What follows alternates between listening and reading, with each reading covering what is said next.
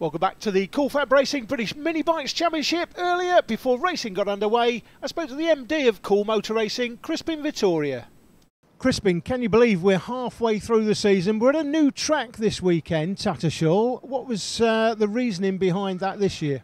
Well, we're always trying to find the best tracks we possibly can, and we also need much bigger paddocks now because our numbers are going up and up, which is fantastic.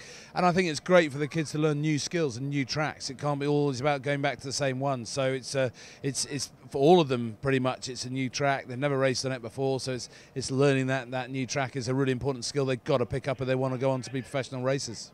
And of course, we are talking to new tracks. We are going to the most beautiful karting circuit in the world, no doubt. It is a fantastic track up there in North Wales at Glanigorse Park, isn't it? There for the first time this year. Yeah, it's brilliant. You introduced me to it. Actually, it's a beautiful spot. Really nice. Yeah. So if we get the weather. When I came to look around it with you, it was a beautiful sunny day. Let's hope it stays like that. But yeah, it's a great spot and great for spectators as well. But Tattershall here, we give them a shout out as well. Tattershall karting, it's a fantastic track, really great for spectators. You can see pretty much the whole track from the sidelines there, and really, and the kids are really enjoying racing here as well. Yeah, there's no doubt. We've had a look at it before, and very easy to film here, so looking forward to it. And some new things on this weekend with the sponsors. Just tell us what's happening there. Yeah, Cool Milk, our main sponsor, put on a Balance and Bounce Festival, which is about bringing in more young kids from the local area. So we've invited 50 schools to come along, and it's bouncy castles and activities that are going to test your balance and get a bit of bounce and exercise going. Kind of some of the core skills that you use on a bike. It's introducing, well, they'll come down to that, and hopefully they'll see what we're doing with the motorbikes and want to get involved in that too. So it's about spreading the word, spreading the message, and also Cool Milk want to do something for their schools that they provide the milk to. Let's crack on with MiniGP50 now. Casey O'Gorman on the front of the grid alongside Evan Belford, with Corey Stainer and Bailey Stewart-Campbell on the second row. Holly Harris up in P5 alongside Thomas Gomez. Then it's Finn Smart and Sean Abel, while rounding out the top 10 is Jaden Toomer and Sandy Horn. Then it's Dylan Meller alongside Elliot Crosby, with Karis Jones, Mason Johnson and Ben Smith rounding out the grid. We hear there are problems for Mason Johnson. He is not going to be taking up 14th position on the grid. Now, we're not sure what that's for. Potentially a mechanical issue there, sadly, for Mason.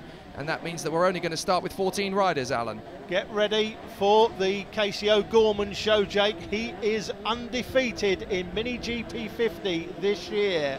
I'm going to have a chat with Roger Keys, the championship organiser, to see if anybody in the history of the FAB Racing or FAB Racing Championship as it was has ever gone undefeated for a whole season in every single race. I'm not sure, but Casey O'Gorman, as you can see, is away with the fairies already. Well, Corey Stainer, look, has made the move into second position. Good start there from Stainer, as he's already got the jump on Evan Belford. Now, Belford is going to want to get that position back quickly if he wants to get anywhere near close to Casey O'Gorman, who has already stormed ahead. Look at that. He's already half a straight in the shorter sections of the circuit, away from the rest of the field. Here comes Belford. He's going to make a lunge now on Stainer, is he? He has a look to the left, but there's not enough space. Maybe he can get him on the undercut. Look at that. He squeezes him out. Beautiful move from Belford. Up into P2. Fantastic. Belford through to second, but Corey's going to have none of that. Here's a look at the bikes going through turn 3.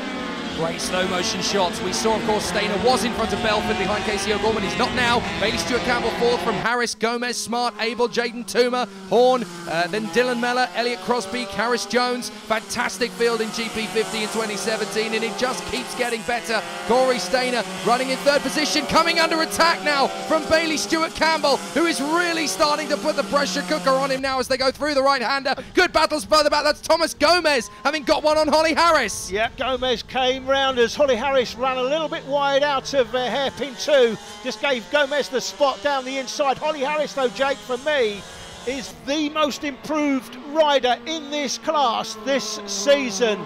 It may be Casey O'Gorman who's the fastest, but Holly has made such an improvement this year.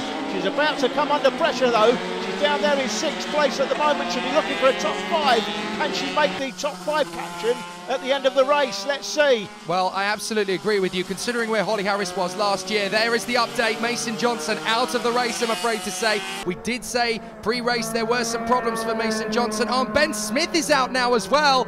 That is a real disaster. In fact, there is the yellow flag for Ben Smith's bike. He's just off at the hairpin, actually. You can just about make him out. The marshal's going to him. But yes, as we were talking about with Holly Harris, last year she was knocking on the door of top 10 and her lap times were getting better all the time. But there she is in P6, battling for the top end of the grid on merit, with supremacy and confidence. And it's great to see how much she's gained. Yeah, it's amazing how one rider can improve over the course of a year. Now, I did speak to Roger Keys. He has told me that they've never had, that's Mason Johnson, he's out on the 808 bike, Ben Smith's out as well. They've never had a girl win, so much as win a race at the FAB series, never won a championship. I'm thinking maybe 2019 could be Holly Harris's year if she stays in this class. There's Bailey Stewart-Campbell. Bailey Stewart-Campbell makes the move there on Corey Stainer, and it almost looked like Corey didn't even expect him to be on the inside line there. But you're absolutely right. In Holly Harris's progress, the way she's going, she could end up as another Jenny Tinmouth. She is an absolute superstar, Holly Harris, in the making. But yeah, Bailey Stewart-Campbell making a good solid move there on Corey Stainer. Once again, the pictures from the drone picking up all of the best action around this Tattershall circuit. But here comes Stainer. He's going to have another go. Bailey Stewart-Campbell's not going to be able to hold him to the inside line, and Corey Stainer's made mincemeat of him on the apex. Yeah, straight through down the inside. Looks like he again may have slightly different gearing on the bike, may have geared it for the straight. Stewart-Campbell could be quicker here on the infield. He may set him up for hairpin 2 again. This is where he did him last time. Casey Gorman is just set 48.6. That's faster than his time qualifying time for his pole position.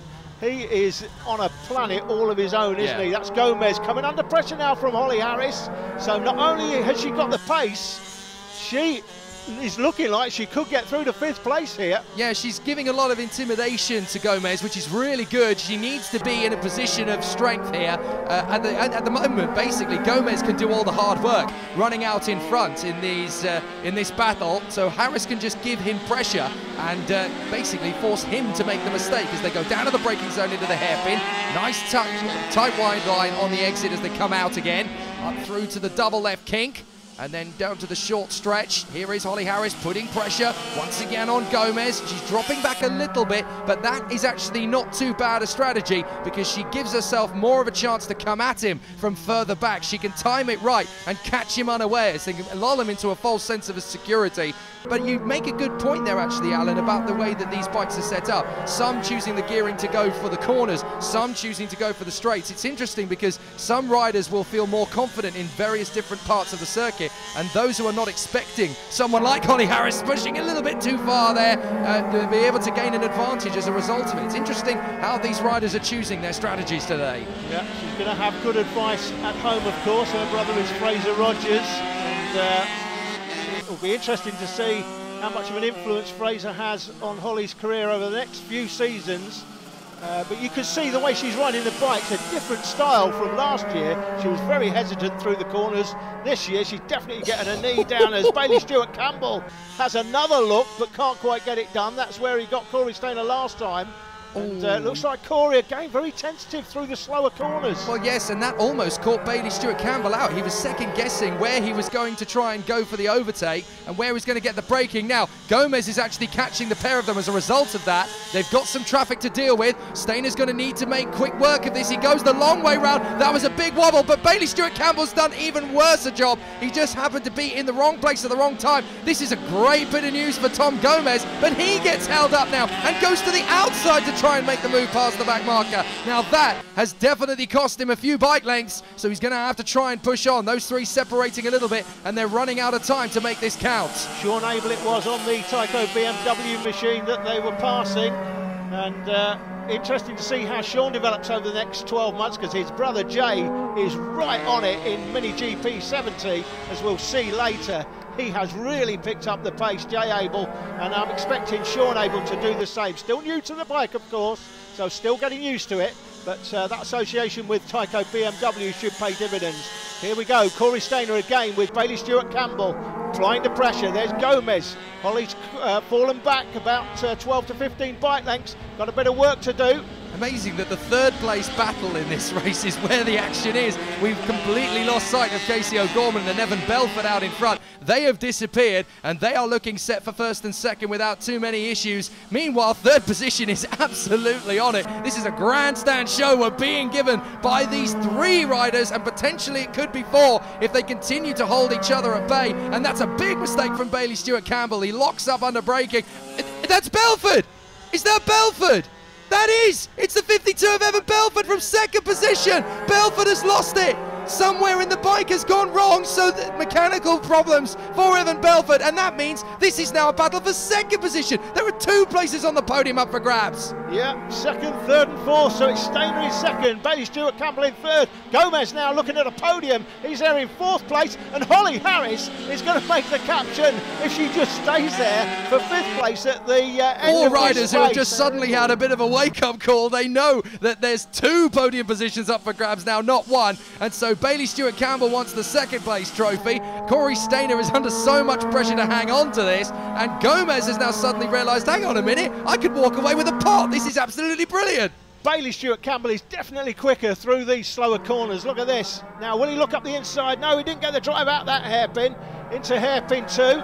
Can he get the run? There's a back marker in the way. Could help him out. Oh, he's alongside. Oh, side by side. Oh, that's so close to contact, but he has to try and tuck back for the undercut. Here he comes. He just doesn't have the process on the throttle. That was so close. Maybe on the next lap. Maybe he might be able to get that one done. He is really working on to Corey Stainer now. He is having to work so hard to get one over on him, but what a devastating end to the race for Evan Belford in second position. We've barely seen him because unlike these guys, he has been able to open up the taps and pull out a gap. Not quite as big as Casey O'Gorman's mine, but enough to secure second until the bike screamed enough is enough. And now it's left these two battling over who's going to be on either side of Casey O'Gorman. Yeah, Thomas Gomez, I think, was held up by the bike that were overtaking through the penultimate turn last time round, but he's getting that much closer. He's the fastest of these 3 riders, Jake, quite clearly. Yeah, Thomas Gomez has got the pace, but can he get by? Well, the difficulty is that once Corey Stainer plants himself on the inside apex, he's able to get on the throttle a little bit earlier than Bailey Stewart Campbell out of that penultimate corner as we've got 2 to go.